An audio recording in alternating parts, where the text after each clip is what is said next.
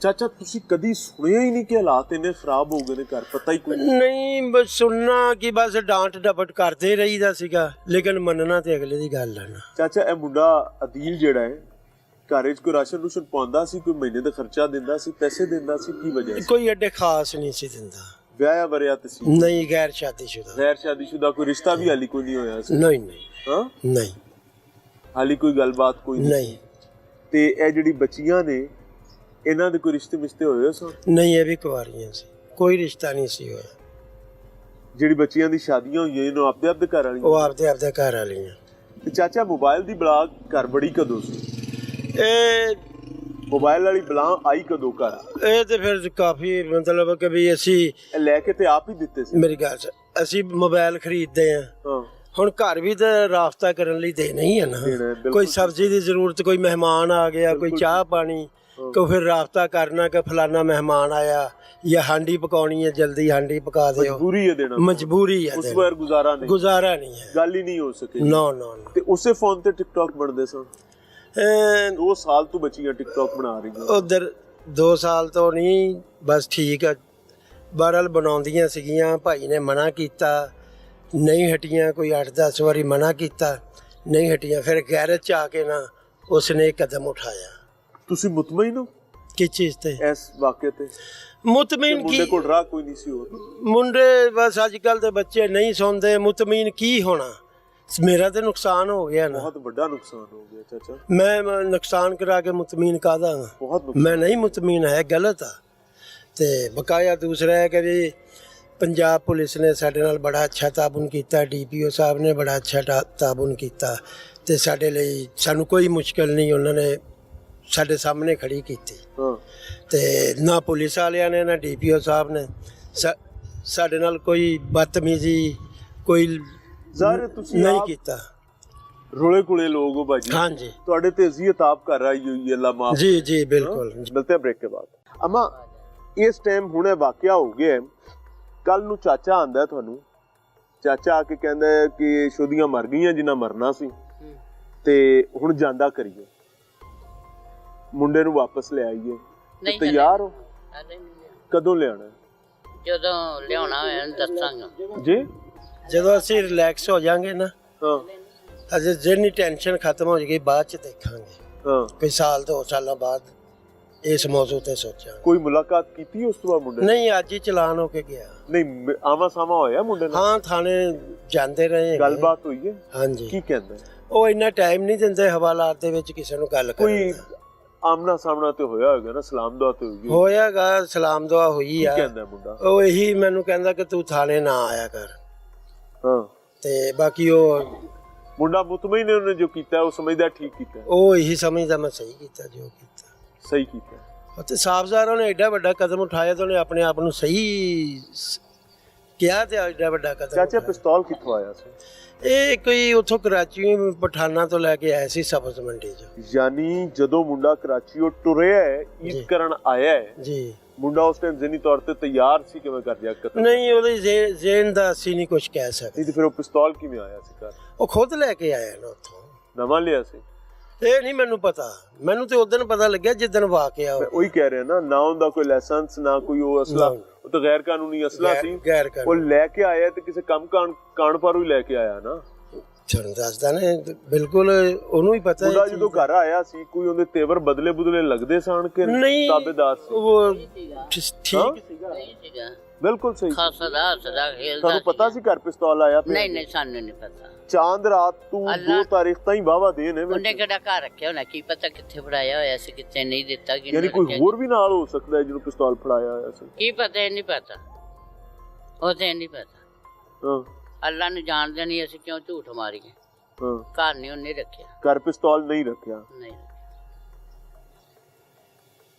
माँ कह रही है कि पिस्तौल घर पर नहीं रखा, और अगर ये सच कह रही है तो इसका मतलब है कि there is someone else as well, कोई और भी है जिसके पास ये इलीगल वेपन रहा जो आला कत्ल बाद में बना, और उस आला कत्ल को किसी ने अपनी कस्टडी में तो रखा ना, क्योंकि हाजी साहब कह रहे हैं, लियाकत साहब, कि वेपन कराची से आया है। इस बात के मुताबिक 2 अप्रैल तक वेपन मौजूद रहा है और 2 अप्रैल को ये वेपन चला है। جس نے بھائی کے ہاتھوں 3 بہنوں کی جان لینے کی کوشش کی ہے، جس میں ایک بچی جاں بحر ہو گئی ہے اور 2 بچیاں اپنے خالق کے حقیقی سے جا ملی ہیں۔ اما منڈے نال ملاقات ہوئی ہے اس تو بعد؟ میں نہیں جانی، میرا نہیں دل کرتا جان دے واقعی کوئی آخری گل کر کے گیا سی؟ نہیں، میں تو اتنے رون لگ گئی سی جو نکلیا پتہ نہیں کدی ایویں ہویا کہ عیدوں بعد جدوں آیا تھانوں کہندا ہوے کہ سمجھاؤ بچیاں نو، کوئی بچیاں نو قابو کرو؟ نہیں کوئی گل نہیں کیتی آوے ہوئے گی کڑیاں ہاں میں I am not just going to ask any more question, میں مزید کوئی سوال نہیں کر رہا کیونکہ میں کسی کا زخم کریدنا نہیں چاہتا۔ میں آنیسٹلی بتاؤں کہ یہ جو باپ ہوتا ہے نا، یہ باہر کا پنچھی ہوتا ہے، ماں جو ہے وہ گھر کی ملکہ ہوتی ہے۔ لٹرلی ایک بات بتاؤں، قیامت کی نشانیوں میں ایک نشانی ہے کہ باپ اور مائیں اپنے والدین کو جنیں گے۔ وہ یہی باتیں ہیں کہ اولاد جیسے بڑی ہوتی ہے وہ باپ کی طرح ٹریٹ کرنا اور بیہیو کرنا شروع کر دیتی ہے۔ ہمبل سبمیشن کہ گھر کا ماحول کی بڑی ذمہ داری جو ہے وہ بہرحال پیرنٹس پہ ہوتی ہے، اور اگر ہم بیٹوں اور بیٹیوں کو ایک نظر سے دیکھنے کی کوشش کریں تو شاید اکرام احترام قائم رہ سکتا ہے۔ اور میں I am very loud and clear about it کہ یہ نوجوان یا ایسا کوئی بھی نوجوان جس نے ایک جان لے لی، ایسے 2 لے چکے ہیں نا، 3 زخمی کر چکے ہیں، اگر ماں باپ خاندان قبیلہ یہ سمجھے کہ سال 6 سال 2 سال 5 سال بعد انسان بن جائے گا تو گھر واپس لے آؤ، تو یاد رکھیے گا کہ یہ وہ ناسور ہوتے ہیں جو ایک کے بعد دوسرا اور دوسرے کے بعد تیسرا نقصان کرتے ہیں۔ اللہ کی پناہ۔ یہ بوڑھی ماں ہے جی جو اس مقام پر یہاں برتن دھو رہی ہیں، ادھر کھانا پکا رہی ہیں، اوپر کمرے میں بچیاں ٹک ٹاک بناتی ہیں، بھائی کراچی سے آئے ہیں، یہاں پر موجود ہے، ماں بشرا اور فضا دونوں کو آواز دیتی ہے کہ تھلے آؤ تے آ کے کھانا کھا لو۔ بوڑھی مائیں کھانا پکا رہی، ساتھ برتن بھی دھو رہی ہے، بچیاں توجہ نہیں کرتی۔ اور یہ ایک دن کی بات نہیں ہے، یہ معمول ہے کہ بچیاں ٹک ٹاک پر مصروفیت اپنی بنائے رکھتی ہیں۔ ماں بار بار بلاتی ہے، بچیاں نہیں آتی، بھائی یہاں سے آتا ہے، اوپر جاتا ہے، اور ماں کو نہیں پتا کہ کیا ہو رہا ہے۔ آج اس کے گھر میں کوہرام آنے والا ہے، آج اس کی دنیا جس کو اس نے سالہ سال لگا کر بنایا، پروان چڑھائے، اجڑنے جا رہی ہے۔ بھائی اوپر جاتا ہے، اس کمرے کا دروازہ کھولتا ہے، بقول ماں کے اندر آتا ہے، اور اندر داخل ہو کر اس کمرے کے دروازے کو کنڈی لگا لیتا ہے۔ یہ دروازے کو کنڈی لگانے کے بعد ماں نارمل ہے کہ بھائی گیا اوپر بہنے ہیں، کوئی ٹک ٹاک بنا رہی ہیں، بھائی مسلح ہوتا ہے، بھائی کے پاس ویپن ہوتا ہے، اور بھائی یہ بچیاں جی تینوں، جن میں سے 2 بچیاں بشرا اور فضا کو گولیاں مارتا ہے، یہاں پر ان کی جان لیتا ہے، انہیں قتل کرتا ہے۔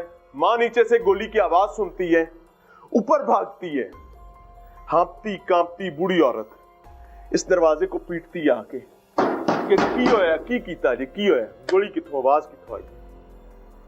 یہ بزرگ ہیں، چند لمحے پہلے حاجی صاحب جو ہیں لیاقت بھائی گھر سے نکلے ہیں چھوٹے بیٹے کے ساتھ، لیاقت بھائی ایسے ہی ہیں، اس کو کام پر لے کر ساتھ جا رہے ہیں۔ لیاقت صاحب ایک وکیل کے ساتھ ملازمت کرتے ہیں اور اپنے گھر کے لیے بریڈ ارنر ہیں، بریڈ ونر ہیں گھر کے۔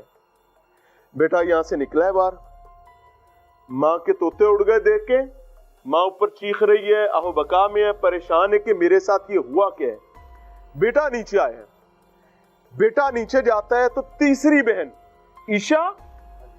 عشا باہر گئی ہے اچار لینے کے لیے، دروازے پر بھائی مسلح ہے، ماں سے اس نے کوئی بات نہیں کی، ماں اندر چلی گئی ہے، ماں اپنی بچیوں کو خون میں لت پت دیکھ رہی ہے۔ یہاں پہنچتا ہے تو عشا گھر میں داخل ہو گئی ہے، عشا اپنے بھائی کو جپھی ڈال لیتی ہے،